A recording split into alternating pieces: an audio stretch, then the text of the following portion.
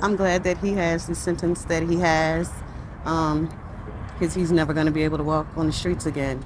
Reaction from the mother of Vincent Robinson Jr. after her son's killer was sentenced to 43 years in prison for murdering her son at a bus stop outside City Hall last year. He was a quiet person. He stayed to himself, but he was very family oriented. Um, he very funny. He loved to dance. Johnathan Jackson was convicted of first-degree murder and use of a firearm, and the sentence he got was above the recommended guidelines, which prosecutors asked for because of the circumstances. I don't know that we'll ever know the true explanation in this case. I think we can just be happy that Mr. Jackson is off the streets. Prosecutors say Jackson had gotten into a fight with a co-worker at Children's Hospital on March 7th last year and was sent home. They say when he was told the next day he couldn't come in, but the other person was allowed to, he put on a, quote, outfit to commit murder, end quote, covering his face, getting a gun, and heading to the bus stop where he waited for his co-worker and planned to kill him. But when that co-worker didn't show up, they say he picked Robinson at random, who happened to be walking by, and shot and killed him within 18 seconds of the two meeting before calmly walking off. He was arrested several weeks later.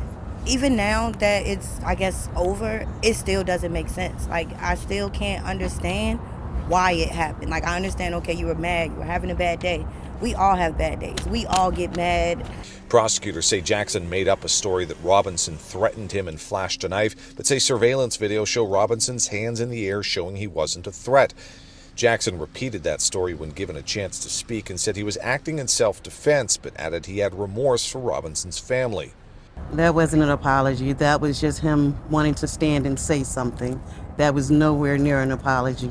That was him upset because he got caught. Robinson's family says he leaves behind many loved ones, including an 11-year-old son. He's doing okay, but grief is really setting in for him.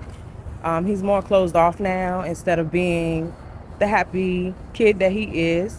Robinson's mom says she's now focused on carrying on her son's legacy and making sure his name is never forgotten, adding if she could have just one more conversation with him, she'd say, "Give me a hug. I miss my hugs. I miss my hugs. I miss him calling and getting on my nerves for just anything. I just miss him. I miss him a lot." Now, along with the 43-year active sentence that Jackson got, he was also given 20 years suspended, meaning if he reoffends when he's released, he could have to serve that time as well. In Richmond, Cameron Thompson, CBS 6 News.